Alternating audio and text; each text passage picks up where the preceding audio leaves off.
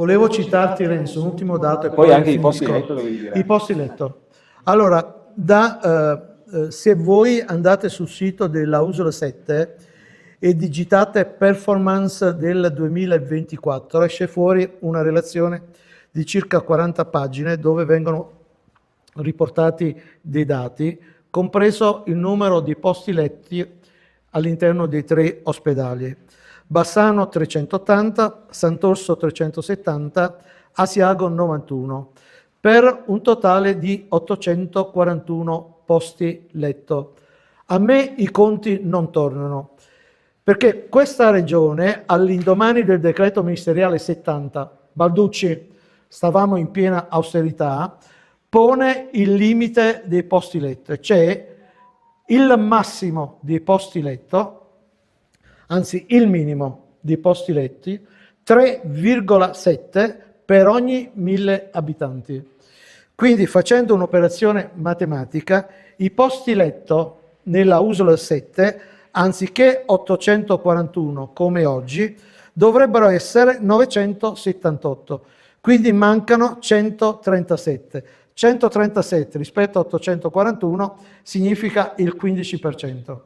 Quindi questo è un altro dato su cui va fatto battaglia. Bene, grazie Salvatore. 15%. Bene.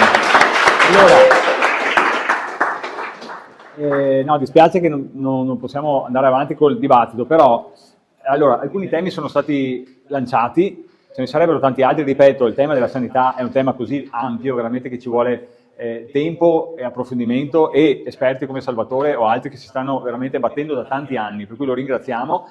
E mi raccomando, allora, prima cosa, parliamo in giro della bellissima novità che si sta realizzando, che è quella dello sportello qua bassanese, perché è una realtà importante e più gente viene informata e più lo sportello può disegnare la realtà concreta del disagio che abbiamo, delle liste di attesa, della difficoltà ad accedere ai servizi, alle prestazioni o altro. Quindi, su questo parliamone, cominciamo a diffondere la voce, perché a breve sarà attivo, per cui sarà già magari, no, poi sicuramente io penso lo sportello farà le conferenze stampa e tutto per far sapere alla popolazione, ma intanto cominciamo a parlarne.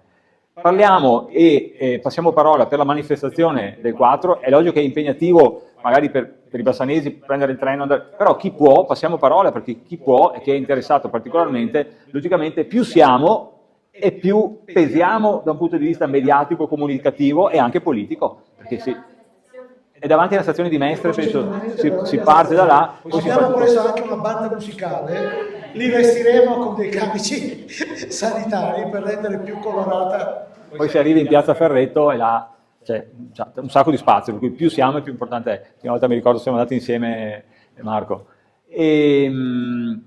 Basta, ringraziamo Salvatore, gli permettiamo di andare a prendere il treno e veramente facciamo una foto.